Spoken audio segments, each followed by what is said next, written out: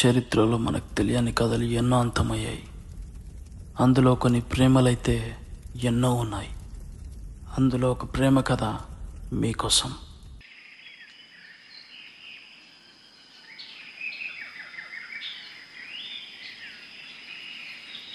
పాత బిల్లింగ్ మస్తుందిరా.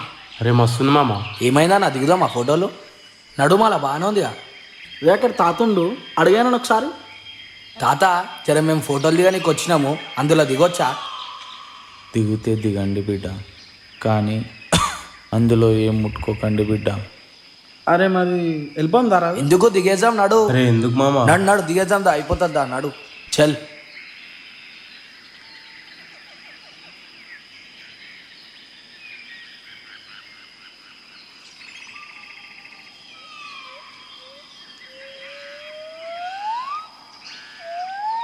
అరే ఇదేంద్రా మొత్తం పాతగా ఉందంతా. అరే ఇది పాడుపడ్డ బంగ్లాలాగా ఉందిరా. మనకు అవసరం అరేంలా ఫోటో షూట్. ఏం కాదు దిగుదాం, నడువురా. అరే ఇది కూడా అంతా బూజు ఎట్లుంది. నువ్వు బ్యాగ్ వేసుకో. అయితే నేను పోతారా వెళ్ళిపోండి. అరే ఇది ఎట్లనో ఉందిరా నాకు కూడా. అది కూడా ఎంత పాతగా ఉన్నాయి నా గోడలన్నీ. అసలు ఏం అర్థమవుతుంది, ఈ దుమ్మేంది ఇది అంతేంది. సరే సరే నువ్వు అటెళ్ళు, ఈడ ఒక మంచి స్టిల్ అయ్యి. సరే సరే. అరే పూజ దులుపురా.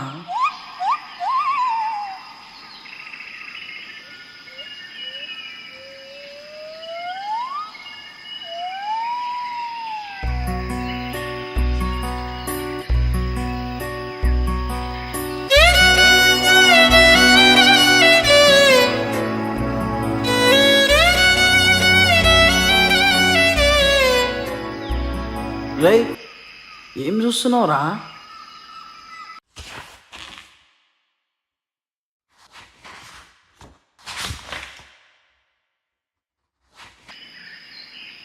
చాలా పాత బుక్ లాగా ఉందిరా.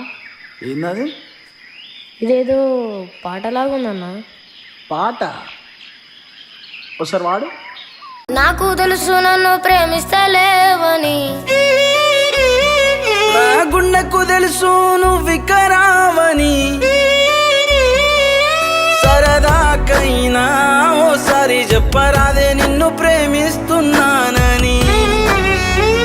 నీ గాజుల సప్పుడు ఇంటే జాలే, పానమెల్లి మళ్ళీ వస్తది ఓసారి. నువ్వు ప్రేమిస్తే జాలే, ఉన్న లోకమంతా నువ్వు అనుకుంటానే.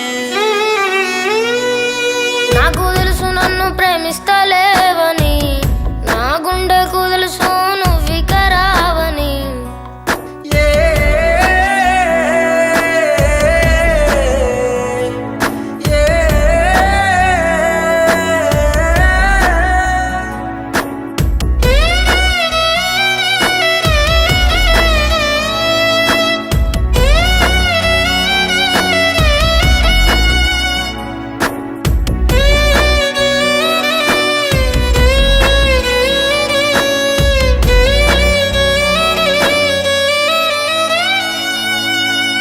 నాకు లేవే పైసలే, ఉన్న ఆస్తిని నవ్వులే, నువ్వుంటే ఆనందమే, నువ్వు లేక కళ్ళల్లో కన్నీరే, గుండెల్లో దాసాను బాధను, నీకు ప్రేమ చూపినానే నేనే. తన చిత్రాల సక్కనుడు బతుకురా తల్లి మార్చినాడే, నిన్ను గలుపని ఆ దేవుడు అడ్డ గీతే గీసినాడు. నుదుటి రా తల్లి రాసేటోడు కిందికొచ్చి సెరిపినాడే.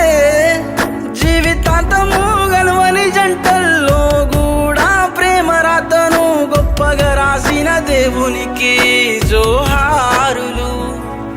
నాకు తెలుసు నన్ను ప్రేమిస్తలేవని, నా గుండెకు తెలుసు నువ్వు వికరావని.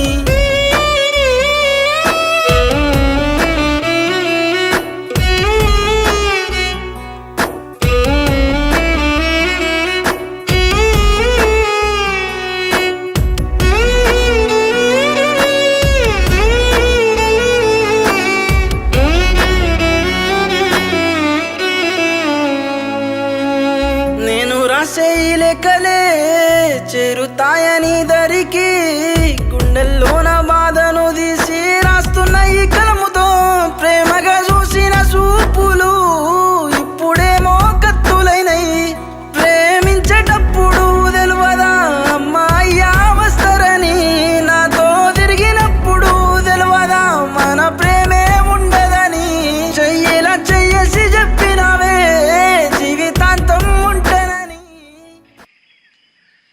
తాత ఈ కదేం తాత? అరే ఇదెందుకు తీసుకురు బిడ్డ? ఈ కథ నాకు మొత్తం తెలుసు తాత. వాళ్ళందరూ చచ్చిపోయారా? ఒక్కరు కూడా లేరు బిడ్డ, అందరు చచ్చిపోయారు. అంతమే లేదే నీ ప్రేమకు, నువ్వు అంతమైపోయినా నీ ప్రేమ గుర్తుకుంటది. నీ ప్రేమ ఎంతో సానా గొప్పది. నువ్వు ఏడున్న నీ ప్రేమ కలకాలం ఉంటది.